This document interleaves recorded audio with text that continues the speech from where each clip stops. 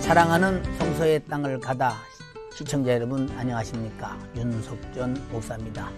오늘 또 제 옆에는 성서와 지리를 정확하고 은혜롭게 소개해 주실 홍순아 교수님, 박영철 교수님 나와 계십니다. 오늘 두 교수님 또 나와 주셔서 감사합니다.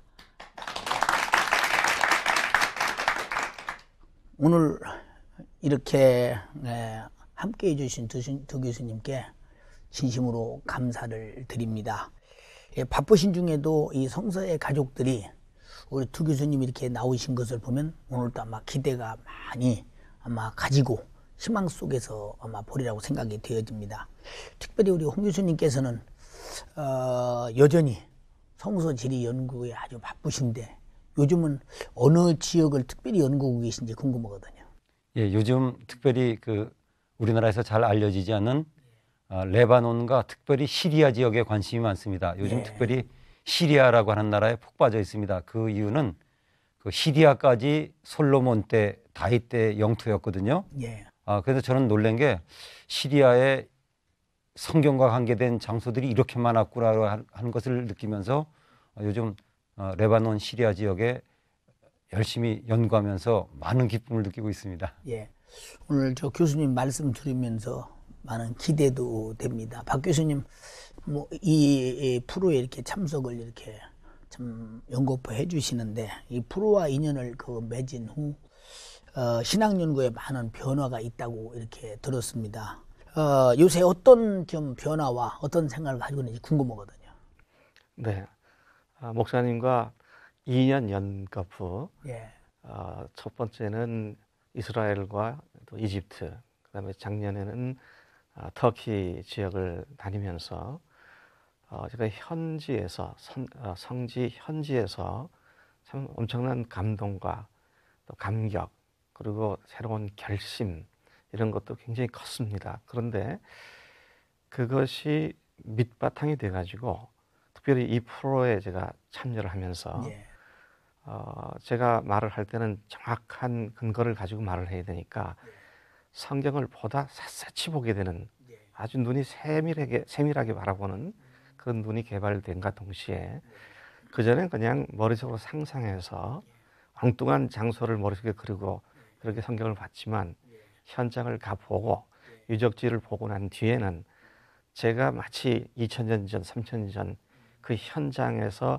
한쪽 구석에서 이렇게 참여하거나 바라보면서 그 사건을 평가하고 해석하는 것처럼 그런 눈의 변화가 왔습니다. 그래서 이 프로를 통해서 제가 시청자 여러분들께 무슨 많은 도움을 드린다 그것보다는 오히려 제 자신에게 굉장한 유익이 되었고 또 신학교 학생들을 가르칠 때에도 성경의 현장감을 그대로 살려서 전해줄 수 있어서 저에게는 아주 큰 변화와 축복이었습니다. 이렇게 성지를 참 중요하게 이해해 주시고 그리고 누구보다도 성지의 중요성을 크게 강조하시는 이 두 교수님을 모시고 진행하는 성지 여행이기 때문에 아주 마음이 아주 든든하고 아마 저와 많은 시청자가 기대가 크리라고 믿습니다. 이런 참 진지한 마음으로 성지를 함께 지금 우리 떠나보시겠습니다. 에네글라임입니다.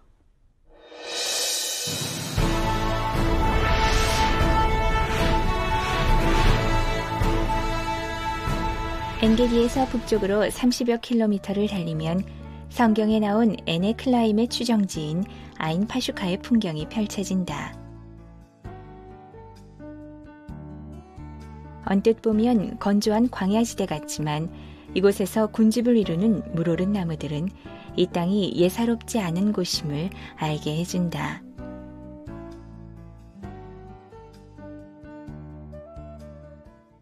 물이 예루살렘에서 넘쳐서 바로 이곳까지 흘러서 이곳에서부터 엔게디까지 살아 움직이는 그런 그물을 치는 장소가 된다.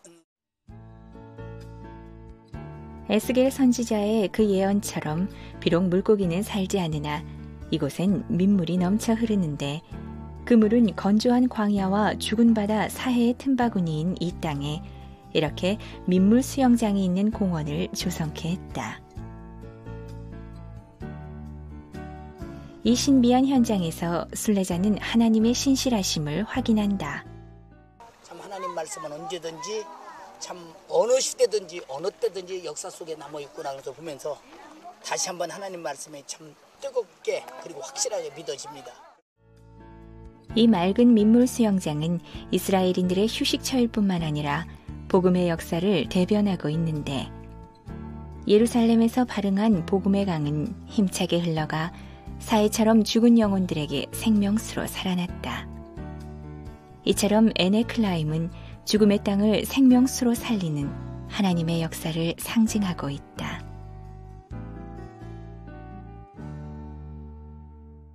지금 여러분은 화면을 통해서 에네글라임을 이렇게 보셨습니다. 이렇게 보실 때는 그저 물이 흘러가는 모습 그리고 벌판 같은 곳입니다. 그러나 성경에서는 아주 중요한 하나님의 예언이 있던 곳이었습니다. 홍 교수님, 그 에네글라임은 어디쯤 있으며 지리적으로는 어떤 특성을 가지고 있는지 또 지도를 보시고 또 설명해 주시기 바랍니다. 예, 먼저 지도를 다시 한번 보시면서 그 이스라엘이 어떤 나라인지를 보시겠습니다. 예. 이 이스라엘이라고 하는 나라를 보실 때 항상 요르단을 같이 보셔야 됩니다. 그 이 요단강을 우리가 잘 알고 있는데 이 요단강은 그 이스라엘과 요르단의 국정선이 되겠습니다. 그러니까 그 오른쪽이 요르단이라고 하는 나라가 되겠고 왼쪽이 이스라엘이라고 하는 나라가 되겠습니다. 그런데 이 지역은 아주 세계에서 찾아보기 어려운 특수한 지역입니다. 이쪽 해안가, 지중해변의 해안가를 평야지대라고 합니다. 특별히 이 가자 지구가 있는 이 지역을 그 블레셋 평야라고 하는데 늘 이 지역에서는 계속해서 그 분쟁이 일어나고 있어서 세계의 관심거리가 되고 있습니다. 그리고 이제 동쪽으로 오면서 유다 산지가 있는데 굉장히 높은 한 700~800m 이상의 고지대가 있습니다. 그리고 이 요단강이 있는 지역으로 오게 되면은 이 지역이 요단 지구대입니다. 지구대는 무엇이냐면 지진으로 인해서 푹 꺼진 곳이 되겠습니다. 우리나라로 말하면 한탄강 계곡 같이요. 그래서 이 깊이 쭉 내려가면서 협곡이 생겼는데 마이너스 400까지 내려갑니다. 그리고 곧바로 이 요르단 쪽으로 가게 되면은 굉장히 높은 지역, 이 지역들이 다 해발 1000m 이상의 고지대입니다. 이런 아주 특수한 지형에 있습니다. 그런데 그 에네글라임은 어디인가? 성경에서 확실한 장소는 에네글라임 대신 엔게디입니다. 이 엔게디는 이론의 여지가 없이 확실한데요. 많은 학자들이 에네글라임이 어딜까 그러다가 이 사해의 북쪽에 어디 있었을 것이다 그러다가 많은 학자들이 그 지역 중에서도 아임 파슈카라고 하는 파슈카 셈이라고 하는 곳 지역을 에네글라임 같다 이렇게 생각하고 있습니다. 사해 성경에는 여매라고 나온 곳을 말씀드리면 이 길이가 한 80km 정도 됩니다. 폭이 제일 넓은 곳이 한 16km 정도 되는데 세계에서 찾아보기 어려운 특수한 지역에 있는데 이 에네글라임은 사해 성경의 여매라고 하는 곳의 왼쪽에 있는 그 샘이 나오는 지역 그것을 에네글라임으로 보고 있습니다. 오늘 홍 교수님이 이렇게 지도를 놓고 설명을 해주시니까 아마 시청자들이 그 정도 이렇게 있구나 뭐 느끼면서 아마 많은 그 생각이 있으리라고 생각이 되어집니다. 박 교수님 이 문제는 이제 그 성서적인 문제이기 때문에 박 교수님께 좀 질문을 드리려고 합니다. 그 에네글라임은 구약의 에스겔서에 나타난 그 특별한 예언과 관계가 있는데요.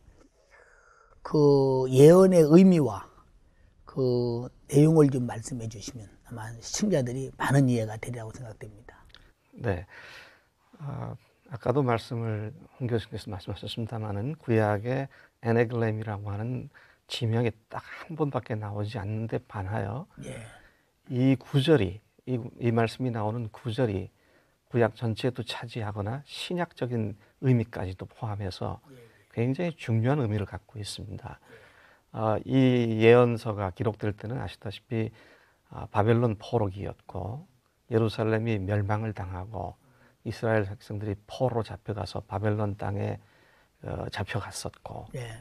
또 성전도 파괴됐고 이스라엘 왕도 잡혀가고 그것이 뭐 5년, 10년이 아니라 벌써 몇십 년이 지나게 됐을 때 아마 이스라엘 백성들은 예루살렘을 다시 회복한다든지 또 메시아 왕국을 건설한다든지 하는 것이 이제는 거의 잊혀져 갈 만한 그러한 절망적 상황에서 그 에스겔이 하나님의 영광에 대한 간절한 소망을 가지고 기도하며 묵상하는 가운데 하나님께로부터 환상을 받은 것이 이제 에스겔서에 기록되어 있지 않겠습니까? 예, 예. 근데 그 기록들 중에 특별히 이 예레미야 에스겔서 47장 1절부터 10절까지에 보면 성전 문지방에서부터 예. 샘이 흘러나오기 시작해서 예. 처음에는 발목까지 차다가 그 다음엔 무릎까지 차고 그 다음에 또 허리까지 차고 그 다음엔 그게 큰 깊은 강이 돼서 건널 수 없는 그런 큰 강이 되었다. 그런 환상을 보면서 이 물이 계속 흘러내려가서 결국은 바다에까지 이르게 되는데 특별히 여기서 바다는 염해, 아까 홍 교수님 말씀하신 사해를 의미하는 것으로 이해가 됩니다. 이러한 환상을 보는 가운데 에스겔은 하나님께서 하나님의 메시아 왕국의 도래를 반드시 이루시겠구나. 예루살렘으로 중심으로 한 하나님의 계획은 결코 상황에 묻히지 않고 반드시 이루어지겠다고 하는 새로운 소망과 새로운 희망을 가지고 다시 하나님께 매어 달리는 그런 이스라엘 백성 전체에 대한 새로운 생명력을 불어넣는 예언이었습니다. 우리가 이렇게 봐도 에스겔서 47장 예언은 엔게디서부터 에네글라임까지 물이 창일하다고 그런 것은 지형적으로 볼 때 사실 이해가 안 되는 부분이 상당히 많았거든요. 현장에 가보면도. 그러면 에스겔 그 47장 아까 그 교수님 말씀하신 그 내용에 담긴 성경의 역사가 오늘날 우리에게 주는 교훈이 있다면 한번 설명해 주시겠어요? 이 구약에 나오는 짧은 구절, 이 한 구절, 이것이 그때 당시에 갖고 있는 의미는 완전히 패망한 국가가 특히 하나님의 선택된 국가의 백성들이 새로운 소망을 갖고 살아갈 수 있도록 불어넣어준 그런 의미가 있습니다. 그러나 신약적인 의미에서 볼 때에는 이 염해로 알려진 것이 물고기가 살고 그 바다가 살아나서 어장이 된다. 이 말은 예수님 당시의 상황으로 이렇게 거슬러 올라가 보면 예수님께서 그 골짜기에 쭉 이어 올라가는 요단강에서 또 갈릴리 호수에서 어부 생활을 하던 베드로나 안드레나 그분의 제자들을 거기에서 택하셔서 그 다음에 예루살렘까지 올라다니시면서 그들을 훈련시키신 뒤에 그리고는 전 세계 모든 땅끝까지 복음을 전파하는 사도로 내보내신 사건에 의미가 있다고 생각되어집니다. 또 그들에 의해서 사실은 복음이 전파되는 곳마다 죽어있던 영혼들이 살아나고 하나님의 생명들로 새롭게 태어나는 그런 일이 계속 땅끝까지 이어져 왔고 지금도 계속되고 있는 것을 보면 엔게디에서 에네글라임까지 금을 치는 곳이다라는 그것과 예수님께서 제자들을 사람 낚는 어부로 만들겠다는 말이 연결되면서 상당한 의미가 있다고 생각이 되어집니다. 참 성경 말씀은 어떤 의미를 두었든지 어떻게든 이루어져가는 그런 모습을 볼 때 참 믿을 수밖에 없다 이게 싶습니다. 사실 엔게디에서 에네글라임까지 거리가 한 29km, 30km, 뭐 28km 이렇게 정확한 것은 모르겠습니다. 그 정도 되리라고 생각됩니다.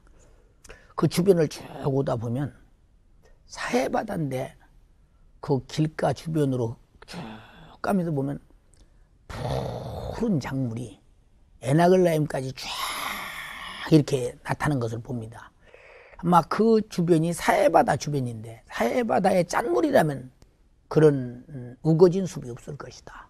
그래서 그 성경에서 말씀하신 그런 내용이 물이 그렇게 흘러가는 것을 지금도 현장에 가면 뭐 물은 안 보이지만은 그런 자라난 우거진 숲을 보고도 우리가 참 많은 이해가 되면서 참 하나님의 말씀은 언제든지 역사는 이루어지고 흔적은 남기고 있구나 것을 보면서 많은 감동을 받기도 했습니다. 그 에네글라임 동편 바로 요르단에는 한 중요한 골짜기가 있습니다. 이스라엘 백성들이 출애굽하면서 지나갔던 장소이기도 합니다. 바로 그곳이 아르논 골짜기입니다. 가보시겠습니다.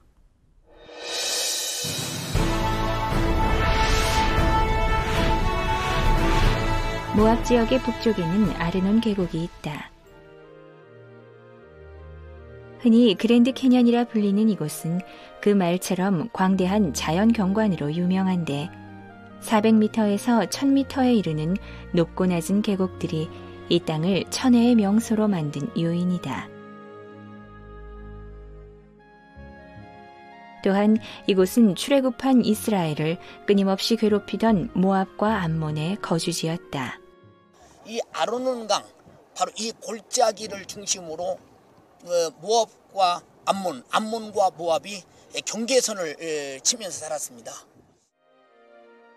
모압과 암몬은 소돔과 고모라를 빠져나온 롯과 두 딸 사이에서 낳은 자손들인데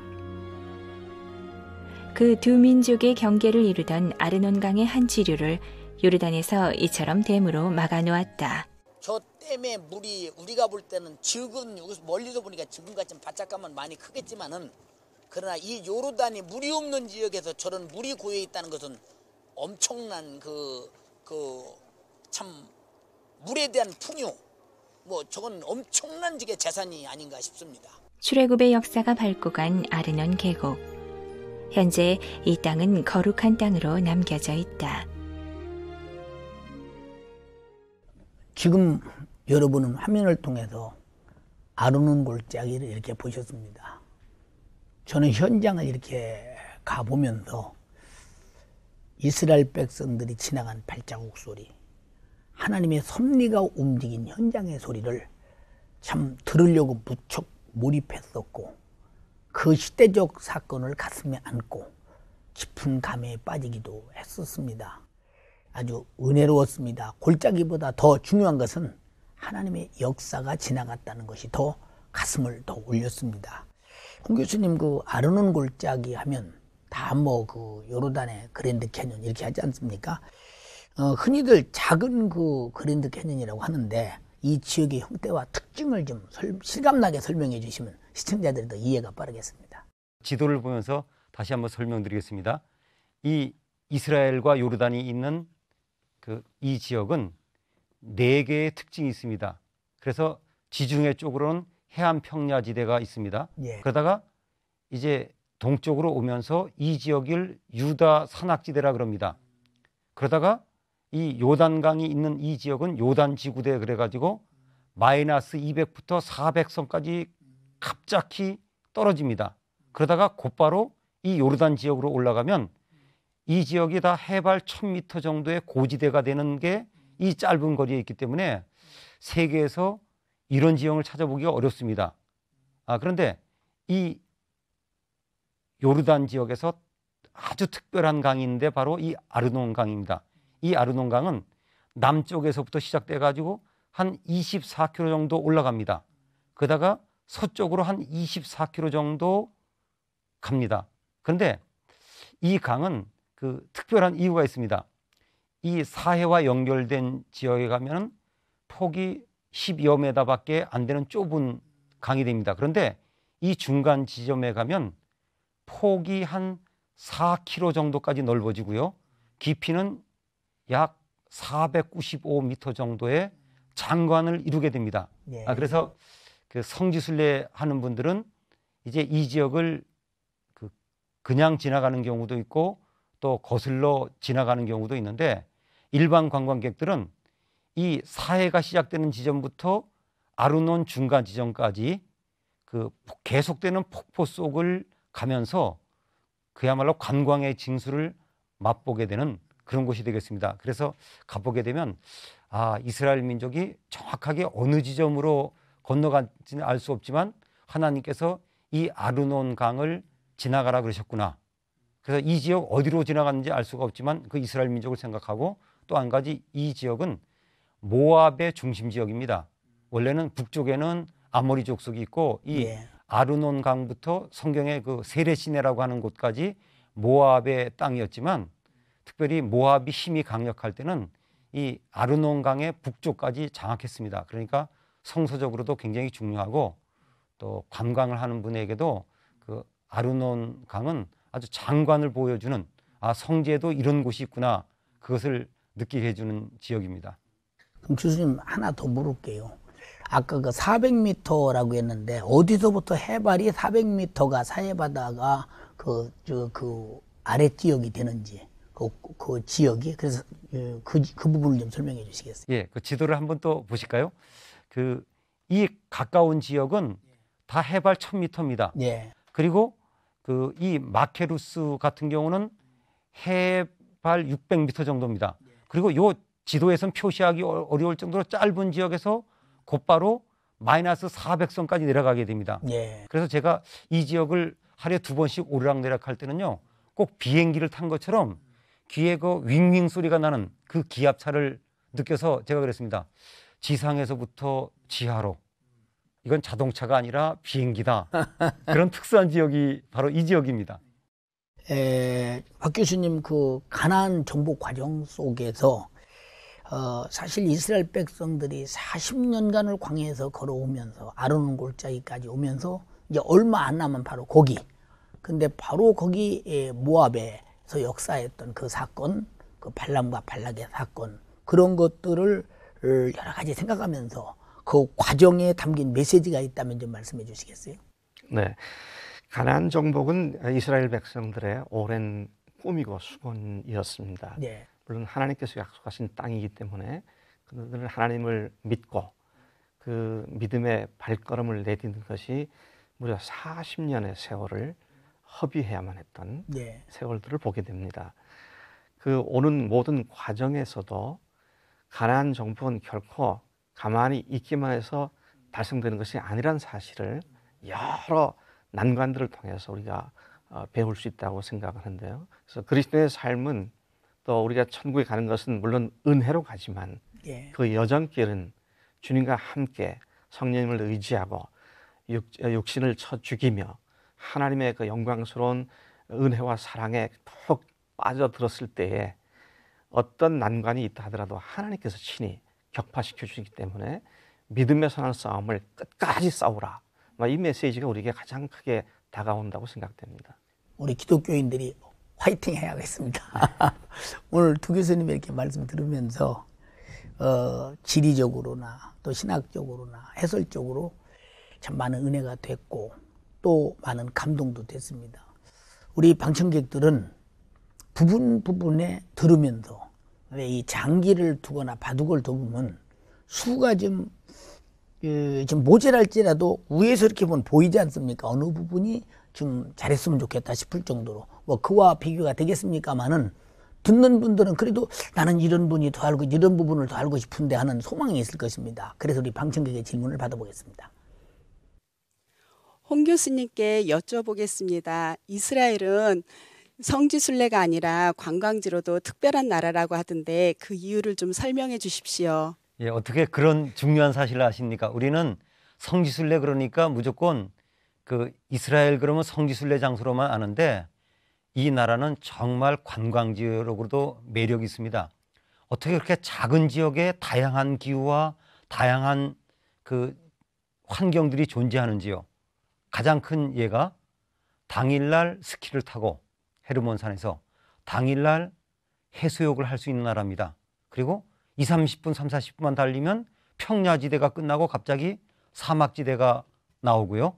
그 다음 또 사해 같은 경우는 세계에서 그런 지역이 없는 걸로 압니다. 마이너스 400에 그야말로 수영 못해도 물에 둥둥 뜰 수 있는, 그리고 또 그 치료에도 굉장히 좋다 그럽니다. 그러니까 이 이스라엘은, 죄송합니다, 꼭 이스라엘 관광청에서 이야기하는 것 같지만 성지일 뿐 아니라 지구상에서 가장 아름다운 관광지이기도 합니다. 박 교수님께 여쭈어보겠습니다. 이스라엘 백성들이 광야에서부터 목적지로 삼았던 젖과 꿀이 흐르는 가나안 땅에 대한 소망이 컸는데 오늘날 우리 그리스도인들에게 어떤 곳이 가나안 복지에 해당되겠습니까? 네, 아주 중요한 질문을 해주셨습니다. 젖과 꿀이 흐르는 가나안 복지하면 저는 두 장소로 생각을 합니다. 하나는 교회라고 보고요. 교회에서 하나님의 영의 양식이 풍부하고 젖과 꿀이 풍부한 교회. 그래서 우리가 정말로 성경이 말하고 있는 이상적인 교회를 이루는 이것을 영적인 가나안 복지다 그렇게 생각을 하고요. 또 하나는 언젠가 우리가 주님을 직접 만나보게 될 그 천국을 가나안 복지다 그렇게 보는 것이 옳다고 생각합니다. 오늘 두 교수님들의 말씀을 이렇게 들으면서 방청객도 시청자도 아마 오늘 에나글라임이나 또 아르논 골짜기에 대해서 충분한 지리적 또 영적 이해가 됐을 거라고 생각됩니다. 조 교수님 어쩌면 그렇게 은혜롭게 말씀을 잘해 주시는지 그저 감동입니다. 오늘 조 교수님 감사합니다.